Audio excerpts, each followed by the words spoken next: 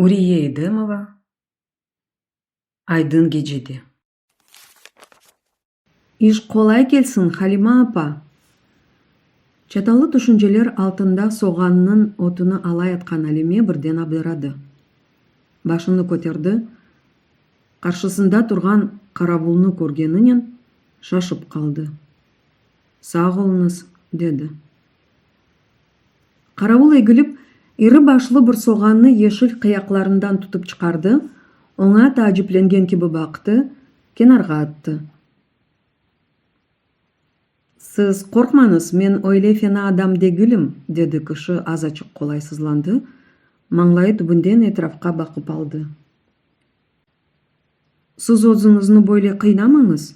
Herkes öylelik rahatlığında, siz mında insanını yakıcı sıcakta hep çalışasınız. Halime ona ne demesini bilmey gülümsüredi. Mınavı tahtаны bitirmege az kalgan edi. Şunun üçün biraz egilengenimi özümde duymağanım, dedi. Kişi porsuna çizmasının konucu içindeki kamçısını çekip çıkardı. Onun sapını şap şap etip sol elinin içine urdu. Sonra birden, "Ya şimdi bu bana ne için gerek oldu?" degen gibi kamçısına dikkatle baktı. Onu derhal gene konucu içine soktu. Gözleri o günde ince belli, koyu kestane renkli saçlarını rüzgar çıbaltmakta olgan ela gözlü kız peyda oldu. O şıpanda, Şıpan, tarlada işçiler rahatlanmak için töpesi örtülü bir yer. Ormancan Akanin lahırdı etip oturaydı. Sözlerinden anlaşılganına göre, o bu günlerin Abidjan'ın yerinde çalışa. Tabelçilik yapayken. O zaman kızını pek beğengen Karavul'un kaşları tar mаңлайının ortasınacı көтерildi. Yüreği düküldep urdu. Bunu duygan Ormancan Aka kolaysızlandı. "Aydı Cevahir, şimdilik her şey anlaşıldı, sen adamlarının yanına ketever, birazdan men de barırım," dedi. Şu günden itibaren Temircan Cevahir'ni bir daha görmek, onunla lakırdı etmek arzusunun yüreğiydi. Ona Tayyip'e yardım etti. "Olan anası senin elinde. Onu birevlerden soraştırıp yürgenin ne?" dep güldü. Şunun için Temircan bugün Halime'ge böyle merhametlilik göstermekteydi. Umumen mında çok çekişip oturmanız. Şimdi bar rahatlanınız. Akşam keçe elbet Cevahir'nen ekiniz keliniz. Siz yorgun olsanız, Cevahir ozu kelsin. Alma, soğan, kartop degen gibi ne istese ala bile. Bularının hepsi diyerlik menim elimde. Men sizin balalarınız çok olganını bilem. Elimden kelgenine göre yardım eterim, dedi. Artık aytmaga söz tapmadı, sustu. Sonra birden epkinliknen keng arıktan atlap geçti. Kaydadır gayip olup ketti. Halime yavaştan көтерildi. Karavulның артından baktı. Yaulığını çezdi, çeresinin terini sürttü. "Neler ola şu?" dedi. Öz başına lakırdı etken aldı. Bu vakit bayağı ablakta bakça içinden Tayyip'nin şakıldap gülgeni eşitildi. Tarlalarda iş bayağı yengilleşip, Cevahir endi bol nefes alayım degende, umutsuzdan bir belaga kapıldı. Öyle yakınlaşıp başlaganının içine buz kire. Onu titretip başlay. Dersin, karlı boranda çırlak çıplak kalgan. Hatice ve Leyla ne tapsalar onun üstüne örteyler, kız ise hep karlı boranlı dağlar içinde çekişi. Gözlerini yumdu degence, çıplak bedeni üstüne kurek kar atalar. Kaltıramaktan tışı ne demey. Jaklar katıp kalgan gibi ola. Beli demir alka içinde sıkıla. Belli bir vakit geçken sonra üstündeki şeylerini kenarga ata. Bütün dünya ateş alev içinde yana. Belindeki ağır vücudunu kıyıştırıp taşlay.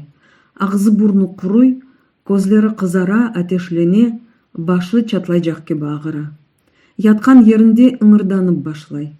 Hatice'nin Leyla kızın başı ucunda aylanalar, Ләкин Тессуф не yapmasını, nasıl etip yardım etmesini bilmeylер. Кардашы Энвер ise ağlап башлай. Анамы чағырып келейін mi дей. Кызлар оны оплай-топлай мейрамындан vazgeçtirелер. Акшам усту кызның вазиети біраз түзеле. Атта янындакилернен шақалашмаға да тырыша. Эртесі күні саба эркесінен бәрабер ішке кете, ләкин үйледен соңра дайыма бір вақытта қалтырағы қоны кене келіп тапа. Кене чекішув. Оның дерді белі, сытма. Бу хасталық хақында чоқ ешіттілер, чоқ білелер. Сытма ве дизентерия хасталығындан анда ат аранында чоқ адамлар, балалар чекіштілер, өлділер. Жевайыр хаста олғанда бригадир 3 күн тарлада көрінмеді. 4-ші күні келді. Оның көрініші бір ай ятқан төшек хастасына бензейді. Чересі солған, қара сары кесілген, көзлері сөніккен, атта сесі біледен үшкен. Асылында оның тыш көрінішіне ұйғын олмаған жам кебі кескін, бүллюр кебі теміз yüksek сесі бар еді. Бір күн ақшам табелчіні қыдырып «Набиджан» деп бір қач дефа қычырды. Оның сесі тарланын бір башындан дигер башына янқырап ешітілді. Қызлар, қадынлар шашып қалдылар. Жевайыр күлімсіреді. Хатиже тата, бригадиріміздің сесі сізінкінден де кескін ғалиба. Екіңіз қошылып бір түркі айтсаңыз, бүтін қышлақны шашырыр едіңіз, деді. Женг бітсін, адамларымыз келіп, епіміз берабер қырымға қайта айтқанда, Орманжан аканин екіміз Козайдың түркісіні айтырмыз, деп жевапланды Хатиже. Бригадир Жевайырның хаста олғаныны ешіткенде бірден сұсты, түшінжеге далды. Бізде сытма тұтқан адамға арареті yüksek олғанда салқын суға түшмекні тевсие етелер. Жевайыр бөйле yapmasın, деді о Хатижеге. Жевайыр әтешілені башлағанда бригадир қайдадыр кетті. Чоқ кечме бір қадынны алып келді. Патлақ қос, толы мүчелі қадын Жевайырны диққаттен бақты. Қызының янында тұрған қадынларға бір сөз айтмады. Аз ачық ояқта отырған бригадирның янына барды. Сытма, ен ағыр сойы екен. Ондан да башқа Орманжан ака, деді жедді тавырнен. Оңа назар тиген, көзге яқын қыз екен, деді. Сытма олғаныны білемі самма табип, деді бригадир. Ләкин қызны олардан насыл құртармақ мүмкін? Қадын оңа түшінжелі бақты. Мадам ки мен мұнда келдім, демек чаресіні тапа жағам, деді. Ырқасының жебінден бір сары иляч алды. Чаресі мұна бұ илячдыр. Шымды оны қызға ечірірміз, сытмасыны тапсан ал. Назарының девасыны да ұзым тапарым. Кинна салмақ керек, весселям, деді. Қадын вүджудына айт олмаған бір чабиклікнен барып, чай қайнатқан ocақтан пиалаға күл толдырды. Оны яблығы içine қойды, etrafını жиштіріп, сақ елінен сықып тұтты. Яулық içine сарылған күл толы пиаланы яваш-яваш Жевайырның маңлайына, башына тоқындырып алды. Чық, башындан, көзінден кірген олсан чық, деді. Кішкене ағызыны олдықша açып, devamlı esnedi. Көз яшлары тоқ янақлары үстінден тығырдылар. Пиала олған яулығының бір ucunен көз яшларыны сылды. Бойле әрекетлеріні бірқач керелер текрарлады.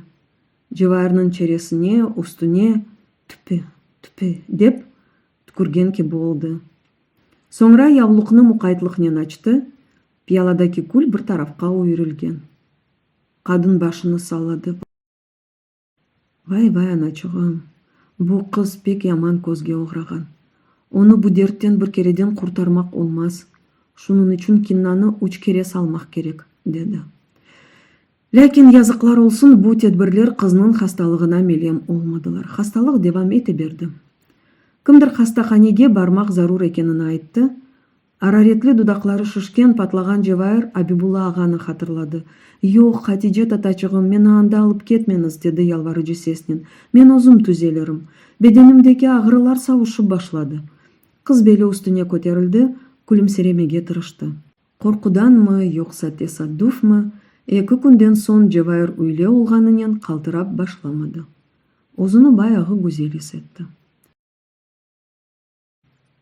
Акшамусту Жевайыр яткан пашахане янында башына бала көлмеги өрткен орта бойлуу кадыннен жаш йигит пайда болду. Бизге Жавахир керек эди, деди йигит арык янында чай кайнатмакта болгон Лейляга. Лейля уну аңламады. Омузларыны кысты. Жевайыр яткан жеринден пашаханенин бир четини көтөрүп бакты. Onu көрген йигит башта күлүмсүрөдү, соңра оңа эмне болду деген кеби Лейляга суаль назарынен бакты. Хасталанды, деди Лейля. Сытма. Йигит кызга бакып алды, озунен берабер келген кадынга бир шейлер айтты. Кадын эвеля Лейляга уркек көзле бакты, соңра пашаханеге таба юрду. Онун коркулуу кийик бакышлуу көзлөрү Жевайырдын таажиплүү көзлөрүнөн токушту. Кадынын озунун тутугу, коркулуу дүлбер көзлөрү, бойнуна ип баглап кетирилген кара жана андырайды. Жевайыр мусафирни каршылап алмак үчүн дерал бели үстүнө көтөрүлдү. Хош келдиңиз, деди. Кадынын кийик бакышы йымшаган кеби болду. Селам алейкум, пашахан, деди. Алейкум селам, кечиңиз, отуруңуз. Жевайыр оңа отурмага ер теклиф этеркен, бейаз безден эвчек кеби этип тикилген бушеге пашахане дейлер. Я мен эмне үчүн пашахан экеним, деп тушунду. Менин адым Жевайыр, деди кыз кадынга күлүмсүрөп бакты. Менин адым исе Кемехан. О азачык тушунду, көк көлмегинин этектерин түзөттү. Кабарык кокуслерини ве инже белини сыкып турган ыркасынын кичкене жебинден пошусун чыкарды, терле маңлайын суртты. Этрафка фесилген ве да насылдыр гүзел бир коку дархады. Анаңыздын, кардашларыңыздын саглыклары жакшымы? Деди. Бир карарлар. Мен хасталанмаздан бир күн эвелсе анам келип кеткен эди. Кадыннын сыя узун кашлары түбүндөгү бадем кеби кыйык көзлөрү эм тушут жели, эмди шүбенен бактылар. Буруна азачык камбуржа болгонуна бакмадан дүлбер, агызы кичкене, тишлери сырма кеби бимбейаз. Уз дудагынын сак тарафында кара беңи бар. Кемя да Жевайырге тушунчеле алда бакып калганын өзү дуймады. Жевайыр, пашаханени топлайык, деди олардын янына келген Лейля. Чай да кайнады. Мен озум. Кемя умут этилмеген чабыклыкнен жеринден турду. Пашаханенин кенарыны топлап, мукайтлыкнен дамы үстүнө койду. Иште бу кадар иш деген кеби кызга бакып күлүмсүрөдү. Лейля сорунун устуну жыйыштырды. Софра жерини туткан басманы ортага яйды. Күйелі алюмин куманчыктан пиялаларга чай төктү. Софрага давет олунган Ахмаджан колтугу түбүндөгү бокчачыкны ортага койду, ачты. 4 дане кып-кырмызы пишкен мысыр богдай питеси ве бир кош авуч зердали ве сары юзум курусу. Йигит эки питени кесек-кесек этип дограды. Сол элини кокусуна койду, сак элинен софрага ишарет этти. Алыңыз, мархамат, деди. Жевайырдын ичде маддеси олмаса да, узанып бир кесечик пите алды. Хош кокулуу, яглы ве соганлы пите, гайет лезzetli. Буну насыл пышырдыңыз, деп сурады Кемехандан. Кемехан Жевайыр питени бегенгенин дуюп кубанды. Ону пышырмек пек колай, сизге де огуретирим. Обырсы күн сизни, анаңызны, кардашларыңызны, Лейля ханны эвимизге мусафирликке давет этебиз. Асылында мында келмектен максадымыз шу эди, деди. Жевайыр умутсузден келген мусафирдин теклифине насыл жаап бермесин билмей сусты, тушунду. Башыны көтөргенде Ахмаджаннен экисинин көзлөрү токуштулар. Йигит оңа бала кеби ялварыжы назар эле бакмакта эди. Ярын үйледен соң evге бара жакыдык. Демек ондан сизге. Жевайыр Лейляга бакты. Лейля күлүмсүрөдү. Эбет, шынды иш сыклет дегил, лякин тезден памуктымары башлайжак. Адамларнын айтканына көре, о вакыт баш кашымага биле вакыт болмой экен. Демек, теклифимизге разысыңыз, сак болуңуз. Кемя бир муйим ишинин түбүндөн чыккан кеби кардашына бакып алды, күлүмсүрөдү. Лякин дүлбер чересинде хошнутлук менен берабер рухий азап алеметлери де көрүндү. Буну Жевайыр дуйду, лякин себебини аңлап оламады, сусты. Musafirler çok oturmadılar. Paşaхан, bizim ayağımız oğurludur inşallah. Bir daha sıtmanın ne olganını bilmeniz. Amin, dedi Kimehan. Episi eylerinin betlerini sipadılar. Olar ketken sonra Cevahir düşüncege daldı. Bular nasıl musafirler? Bu mында yerli halkның birinci görüşüv, birinci tanışıv mı? Kimehan manga ne üçün iki sözünün birinde Paşaхан dedi. Olar sürüseneklerge paşa deyler. Men ne üçün Paşahanım dep düşündü. Bu bir fena mahluk. Olarның adını insanға айтmak olur mu? Mында sürüseneklerinin keyifli mыңıltısına, kanlı inesine dayanmakның çaresi olmay. İlle de desen, terek taldasında su boylarında kelip bir yerine konarken, evvel tuzsuz bir zerçik korungen sürüsenek, көз yumup açkanca şişe, kabara, kıpkırmızı mahlukka çevirli. Timesen, sabagaca talakka etip canını alırlar. Olardan kurtulmakның birden bir çaresi şu paşahane. Onun içinde rahat oturmak mümkün.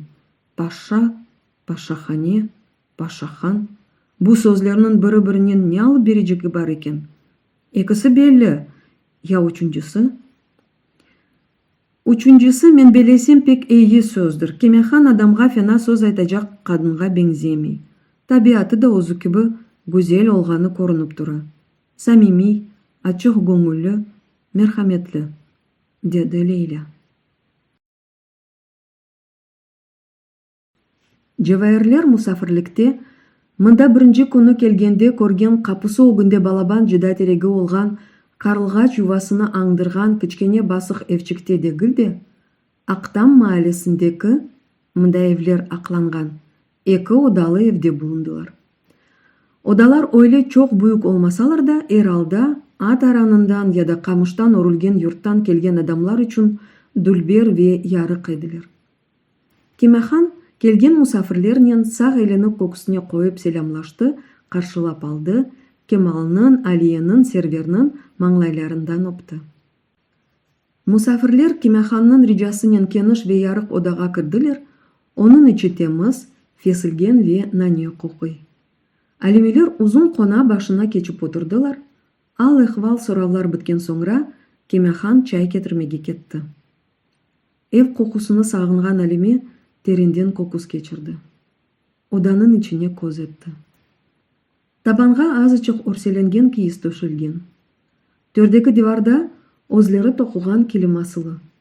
Lakin ne üçündür divarlar toban sılavının tura, aklanmagan. Sağ tarafta birkaç yorgan ve yastıklar nizamnen desteklengen. Karşıdaki divarga oyulup raflar asılgan. Anda birkaç piyala, çaynik, çokuçlu ağaç kaşıklar, tabak dizili. Bir raf içinde yigitnin kız yan-yanaşa çıkartkan balaban resim tura. Yigitnin uzun kaşları çatılgan, lakin közleri samimi ve kıvançnen bakalar. Güya bu dünyada ondan bakıtlı adam yok. Kızның başında sığmagan güç saçları gayet çeberliknen ufak etip örülgen. Simsiyah saçlar zeytun yağı sürtülgen gibi yıltıraylar. Onun bakışı günahsız balаны аңдыра.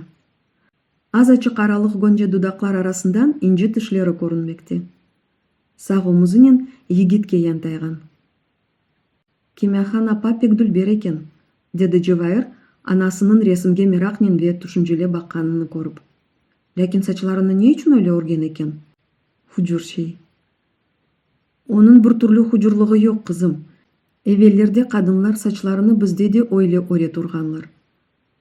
Saçını oğlanlar gibi kıska etip kestirmek sonundan çıkan modadır, dedi Alime resimge bakkan alda düşünceli sesnen. Yigitde dülber eken, dedi Leyla'nın Hatice bir kereden.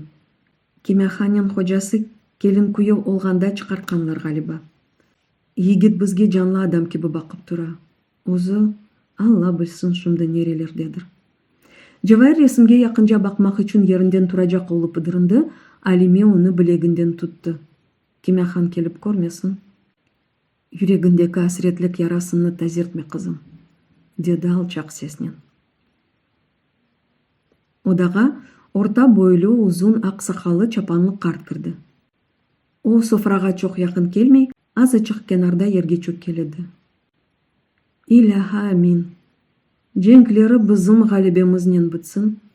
Юртумыз тынч, бала чағаларымыз сақ селемет олсынлар. Аллаху акбар, деді. Эллеріні бетіне сипады. Сақ еліні қокысыне қойды. Хуш келіп сізлер мехманлар, деді. Мұсафірлерінің ал хатырыны сорады, соңыра susты. Күнеш бұлытлар içine кірген кебі чырайы бірден денішті, чаларып башлаған қалын қашлары маңлайына көтерілділер, сақ қашы екіге бөлінген ке болды. Қиық көзлері сықылдылар. Қожаларыңыз қайда? Деді қарт, өз-өзіне лаф еткен адам кебі алчақ сеснен. Женктелер. Қожаларымыз да, оғыларымыз да женктелер, деді Әлиме қоқыс кечірген алда. Еркеклер анда көреше, сізлер есе душман елінде қалдыңыз. Фашистлерні өз көзлеріңізнен көрдіңіз, деді қарт. Көрдік. О, діні башқа, тілі башқаларының көтегіні ашадық. Бұтын асқыларына даяндық. Ғалебеге ишандық. Женке кеткен асіретлерімізнен көрушув үмітінен яшадық.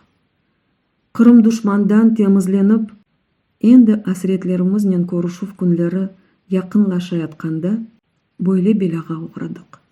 Әлиме бір ноқтаға бақып қалды. Сізге не үшін чықарылғаныңызны айтмадылар ма? Оның себебіні білмейсіңіз ма? Қарт Әлимеге диққатпен бақты. Бұ фажианың себебіні Алланың құллары дегіл, өзі де білмесе керек. Әлиме қартқа мағзун алды бақты. Қартның үмітсізден жүрегі күчлі ағырған кебі чырайы ағарды, көзлеріні юмды, башыны саллады. Кемеханның қардашы да женкті. Пек дүлбер ве ақылы оғлан. Қарт кене susты, içinin yanığını söndürmege tırışkan adam gibi bir piyala çay içti. Yavaştan yerinden turarken, "Musafirler siz buyurunuz, benim azıcık işim var," dedi. Bu sağada Ahmadjan'ın beraber kırmızı çereli postal yanak, siyah eri közlü, siyah gur saçları ufak etip örülgen 5 ve 3 yaşlarında iki kızcık peyda oldu. Onlar da tıpkı anası ve karbabası gibi ellerini kokus üstüne koyup selamlaştılar. Ahmadjan Cevahir'ge kelgenleri için ayrıca hoşnutluk bildirerek beyaz dişlerini sıtıp gülümsiredi. Kızçıklar Alime'nin yanında pısıp oturgan Aliye'ge ve Kemal'a baktılar. "Yürünüz oynayak," dediler. El tutuşup çıkıp kettiler. Kemehan çay getirdi. "Men bilesem, sıtma hastalığından bir tamam kurtuldunuz, öyle mi Paşahan?"